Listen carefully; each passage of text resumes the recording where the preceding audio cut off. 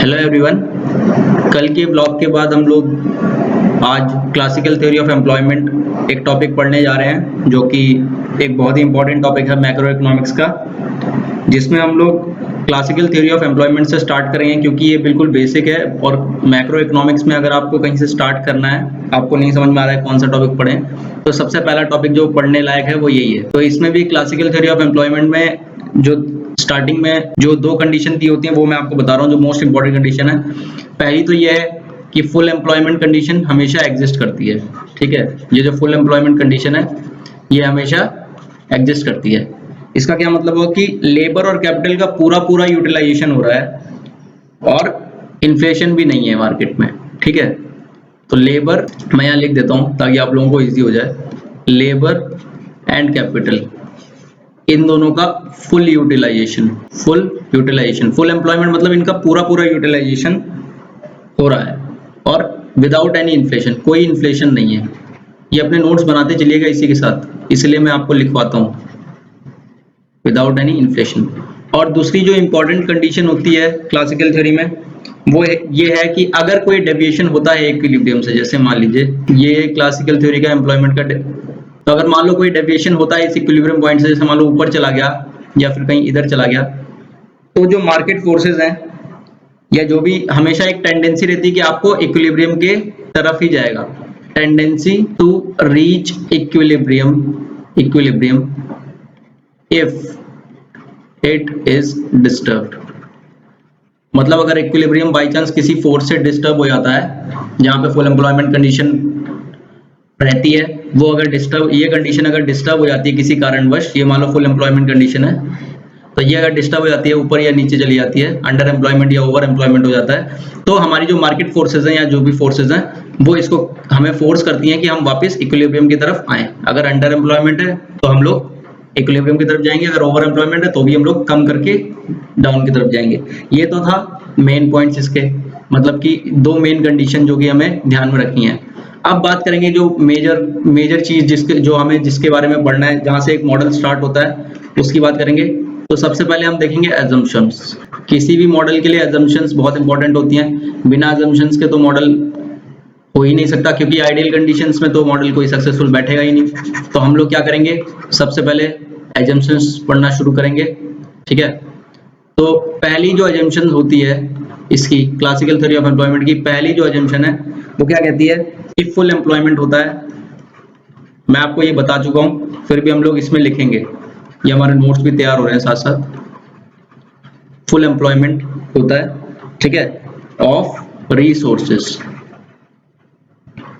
Resources without inflation. पहला ही point बताया मैंने आप लोगों को ये वाला, तो ठीक है। सेकंड पॉइंट ये है कि परफेक्ट कंपटीशन होता है। परफेक्ट कंपटीशन मतलब होता है कि आप लोगों को लेबर मार्केट में और प्रोडक्ट मार्केट में, लेबर मार्केट में और प्रोडक्ट मार्केट में,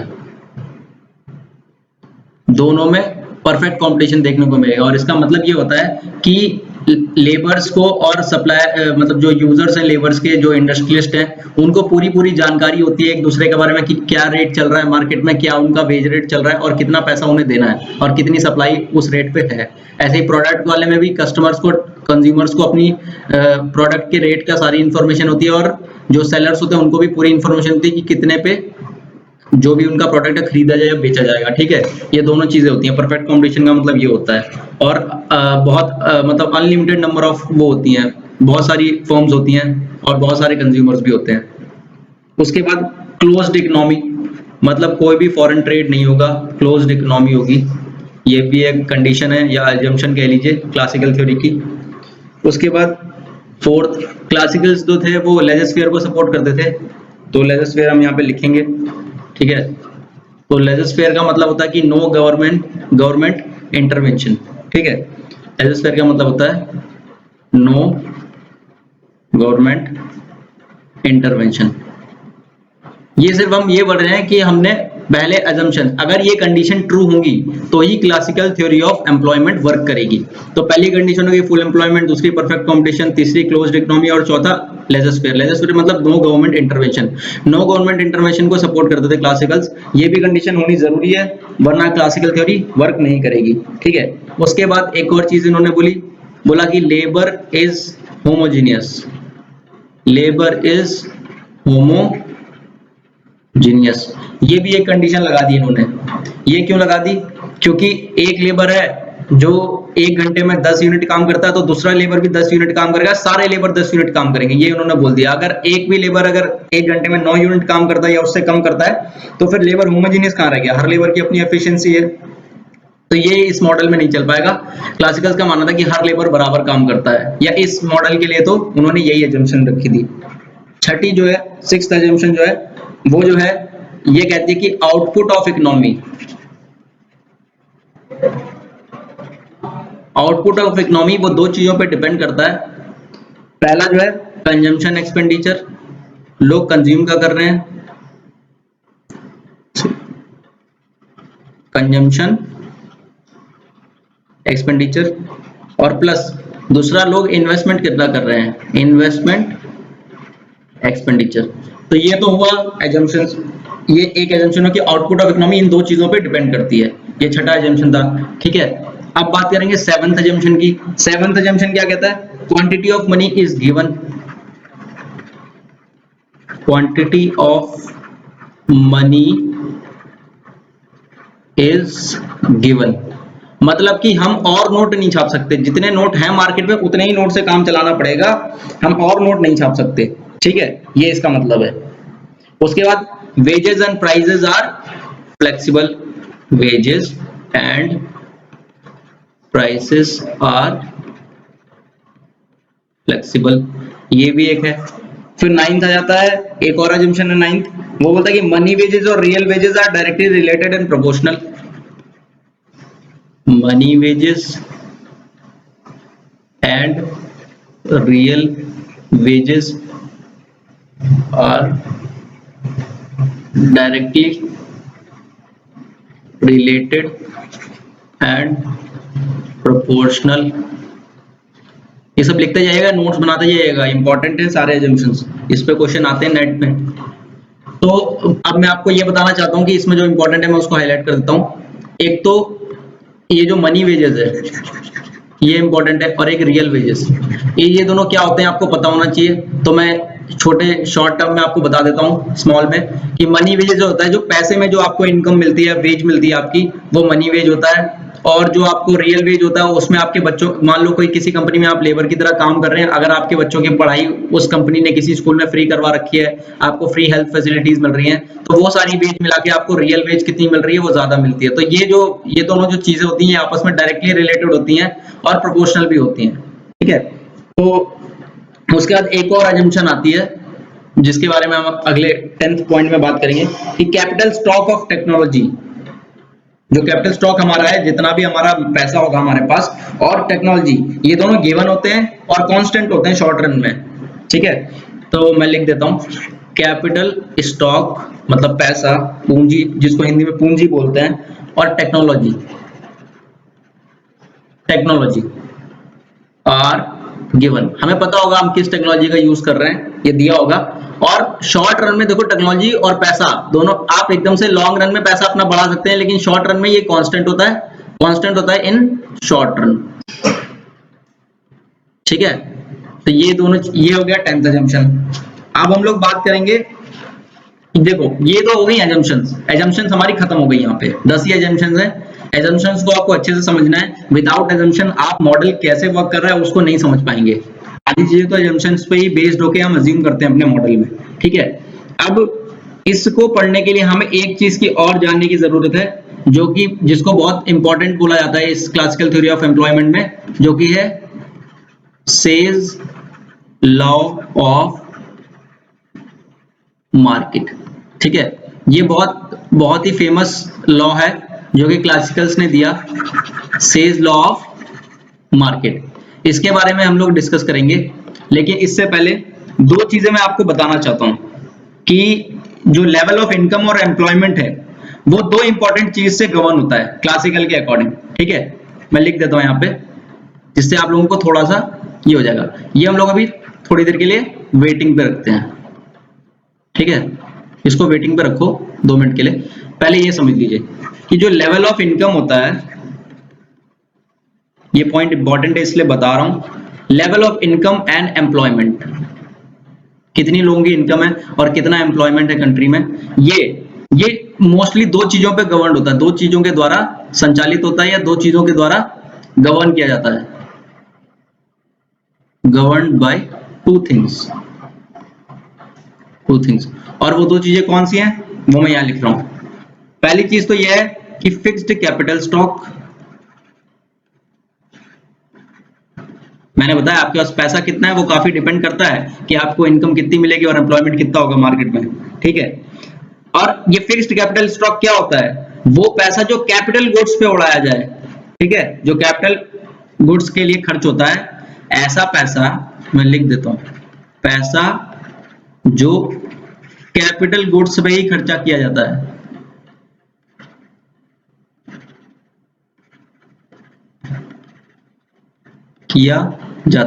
ठीक है, वो पैसा जो कैपिटल गुड पे खर्चा किया जाता है वो होता है फिक्स्ड कैपिटल स्टॉक। ठीक है, अब कैपिटल गुड्स क्या होते हैं, कैपिटल गुड्स वो गुड्स होते हैं जिनकी मदद से आप कंज्यूमर गुड्स बना सकते हैं या दूसरे गुड्स बना सकते हैं। जैसे आपने मान लो एक बिस्किट बनाने के लिए एक फैक्ट्री डाली, उस बिस्किट को बनाने के लिए आपको कोई मशीन लगेगी, तो इस मशीन को खरीदने के लिए जो आपने पैसा इन्वेस्ट किया वो फिक्स्ड कैपिटल स्टॉक होगा, और ये जो गुड होगा जिससे बिस्किट बन रहे हैं, वो जो मशीन होगी वो कैपिटल गुड बोलेगी, वो दूसरा गुड बनाएगी, तो वो कैपिटल गुड्स हो गई। ठीक है, और दूसरा जो होता है वो वेज गुड फंड होता है जिसपे लेवल ऑफ इनकम और एम्प्लॉयमेंट डिपेंड होता है। अब ये वेज गुड फंड हो गया होता है ये भी बताऊंगा मैं आपको, पहले लिख देता हूं वेज गुड्स फंड। ठीक है, इसके नोट्स बनाते चाहिए, और मेरी राइटिंग थोड़ी सी खराब है तो प्लीज उसके साथ थोड़ा सा बेयर कीजिए, उसके लिए मुझे थोड़ा सा माफ कर दीजिएगा, बट आप लोगों को समझ में आ जाएगा, इतना तो लेजिबल लिख ही रहा हूं मैं। ठीक है, तो ये क्या होता है, liquid capital, working capital etcetera, ये इस टाइप की चीजें होती हैं वेज गुड फंड। ठीक है, जो भी पैसा जो मार्केट में है, लिक्विड कैपिटल होता है जो कैश में जो पैसा मार्केट में है। ठीक है, और वर्किंग कैपिटल मतलब कहीं पे किसी ने अपना पैसा इन्वेस्ट किया हुआ है ऐसा कुछ, और थोड़ा बहुत जो इधर उधर पैसा बैंकों में जो लोग अपने सेविंग्स अकाउंट में रखते हैं वो सारा भी, तो ये वेज गुड फंड्स के अंडर आता है। ठीक है, तो ये दो तरह की चीजों पे हमारा जो लेवल ऑफ क्या बोलते हैं एम्प्लॉयमेंट और इनकम, दोनों चीजें डिपेंड होती हैं दो तरह की चीजों पे। ठीक है, तो मैं इसको भी हाईलाइट कर देता हूँ, ये भी आप अपने उसमें कॉपी में हाईलाइट कर लीजिएगा नोट्स के साथ, ये इसमें डिपेंड होता है। ठीक है, अब हम बात करेंगे जो हमारा जो हमने वेटिंग में रखा था सेज लॉ ऑफ मार्केट के बारे में, जो कि बहुत इंपॉर्टेंट लॉ है। चलिए इसको मैं लिख देता हूं यहाँ पे, सेज लॉ ऑफ मार्केट, इसकी बात करेंगे हम लोग। सेज लॉ ऑफ मार्केट क्या कहता है, तो ये इस लॉ का सिंपल सा स्टेटमेंट दिया था।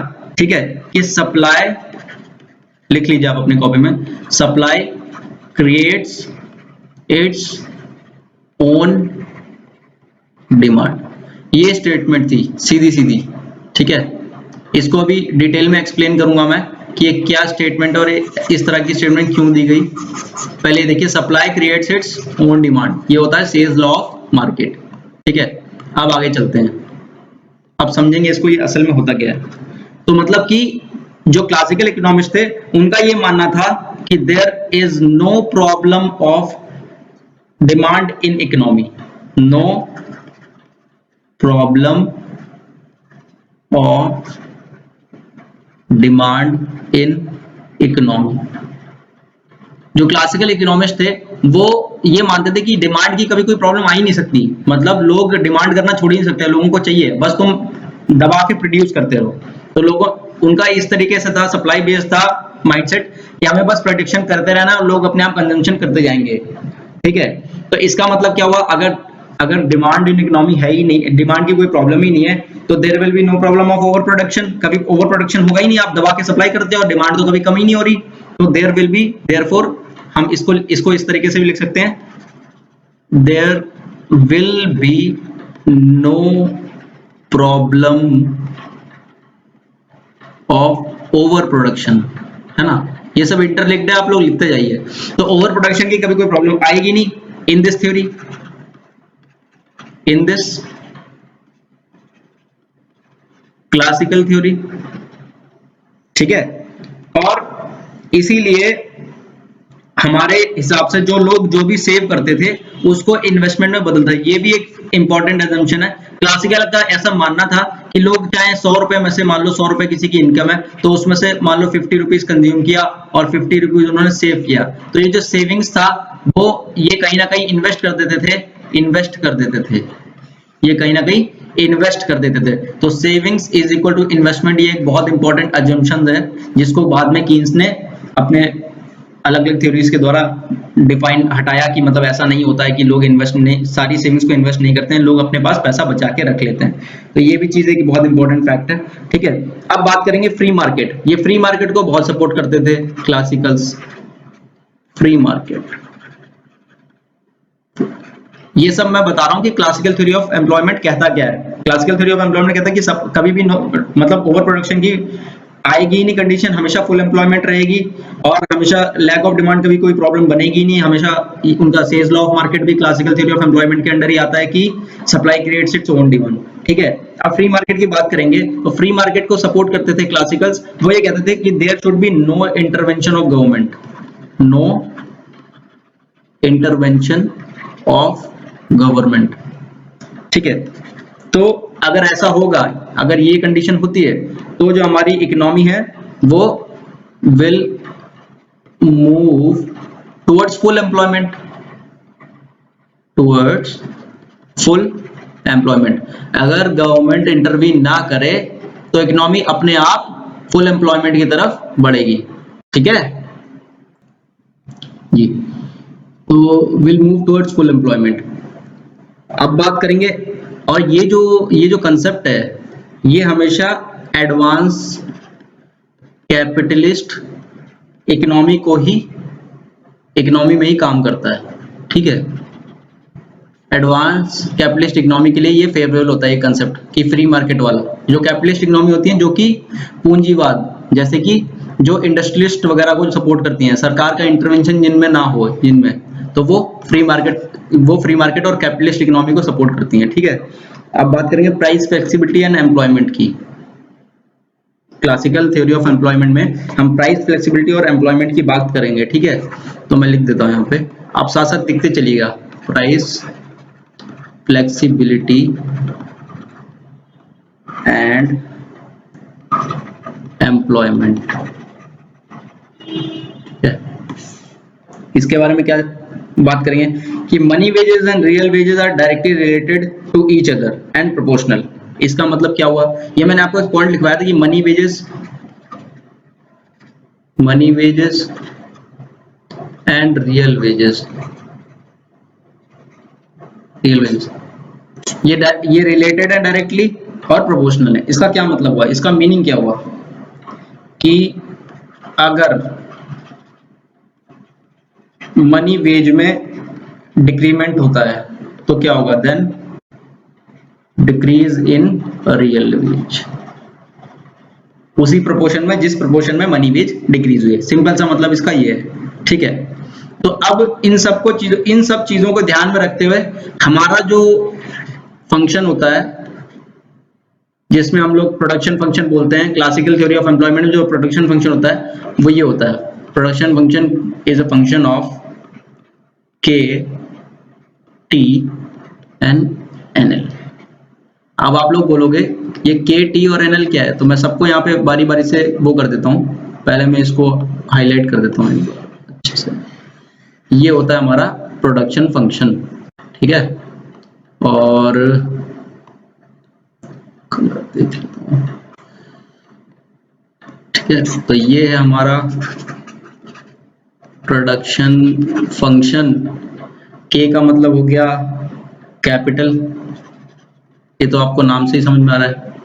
T का मतलब हो गया टेक्नोलॉजी और NL मतलब नंबर ऑफ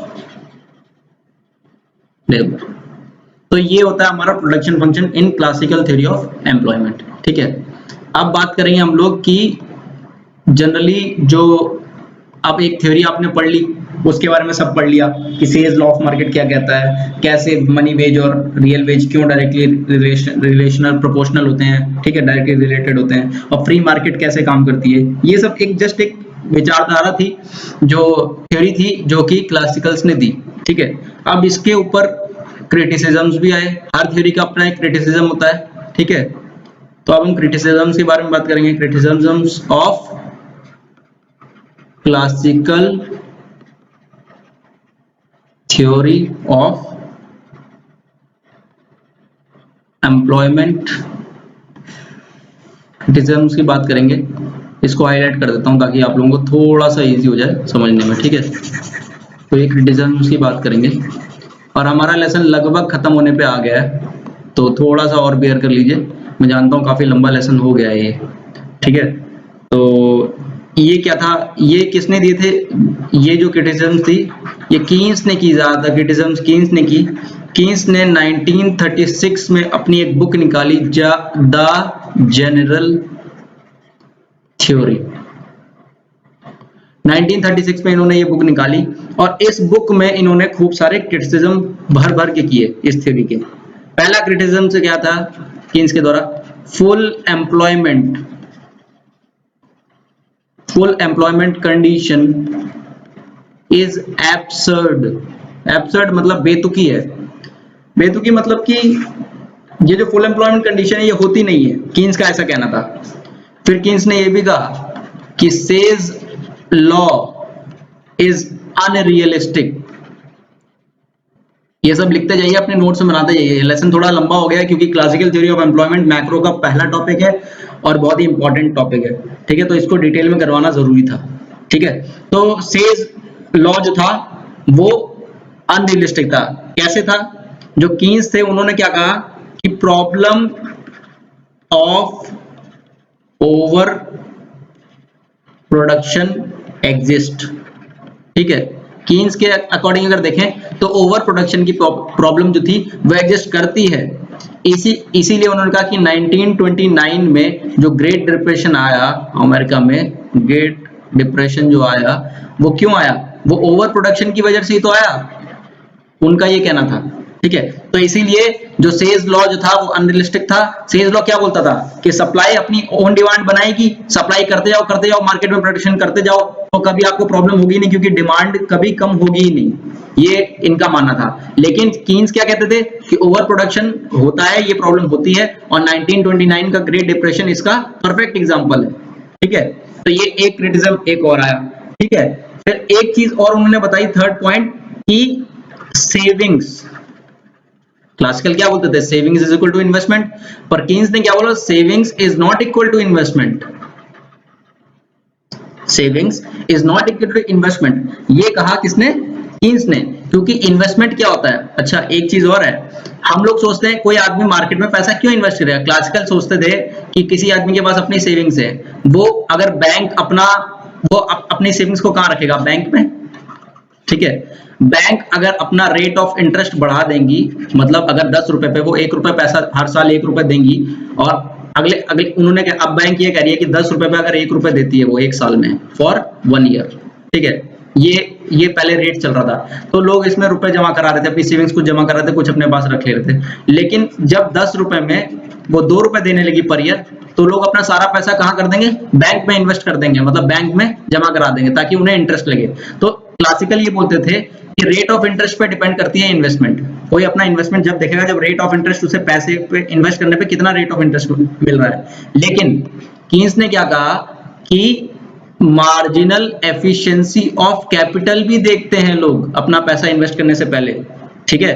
तो मार्जिनल एफिशिएंसी ऑफ कैपिटल क्या होता है, प्रॉफिट एक्सपेक्टेशन। कोई अपना पैसा कहीं अगर लगा रहा है तो वो ये भी देखेगा कि वहां से कितना प्रॉफिट मिलेगा। अगर प्रॉफिट नहीं मिलेगा और रेट ज्यादा है तो भी आदमी अपना नहीं लगाएगा पैसा, ठीक है। और सेविंग जो होता है वो दो चीजों पे डिपेंड करता है, वो यहाँ पे लिख लीजिए। पहला होता है रेट ऑफ इंटरेस्ट, ये कीन्स ने कहा कि रेट ऑफ क्लासिकल बोलते थे कि रेट ऑफ इंटरेस्ट पे डिपेंड करता है सेविंग, जितना रेट ऑफ इंटरेस्ट मिलेगा उतना ज्यादा आदमी बैंक में अपना पैसा जमा करके रखेगा।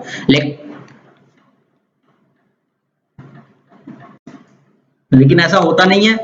असल में क्या होता है, रेट ऑफ इंटरेस्ट की जगह पे लेवल ऑफ इनकम, कीन्स ने कहा कि लेवल ऑफ इनकम पे डिपेंड करता है क्या, रेट ऑफ इंटरेस्ट पे नहीं डिपेंड करेगी सेविंग डिपेंड करेगी लेवल ऑफ इनकम पे, जितनी ज्यादा इनकम उतनी ज्यादा सेविंग्स, ठीक है, ऐसा कीन्स ने कहा।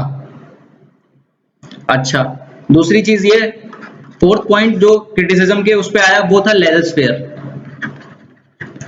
अब क्लासिकल्स तो मानते थे कि लेजर फेयर होना चाहिए, लेजर फेयर का मतलब क्या, नो गवर्नमेंट इंटरवेंशन, गवर्नमेंट का हस्तक्षेप जरूरी नहीं है, ठीक है, लेकिन ये जो एजम्पशन थी स्टेट, तो कीन्स ये कहते थे कि स्टेट इंटरवेंशन जो है वो नेसेसरी है, जरूरी है, state intervention is necessary, important है ये, अदरवाइज कुछ ना कुछ प्रॉब्लम्स आ सकती हैं, ठीक है। अच्छा, इन्होंने कीन्स ने पीगू के फॉर्मूलों को भी रिफ्यूज कर दिया था, ठीक है, ये भी एक इंपॉर्टेंट वो है।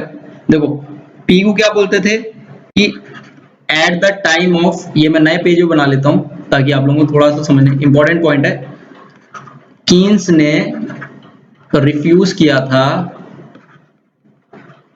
पीगू के फॉर्मूलेस को, ठीक है। अच्छा, पीयू ने क्या फॉर्मूला दिया, at the time of depression, जब डिप्रेशन का टाइम था तो पीयू ने कहा कि हम वेज रेट को कट कर देंगे, मतलब लोगों को कम इनकम देंगे, वेज रेट को डिक्रीज करेंगे। वेज रेट जब भी डिक्रीज होती है तो क्या होता है, एम्प्लॉयमेंट ऊपर जाता है, जब हमें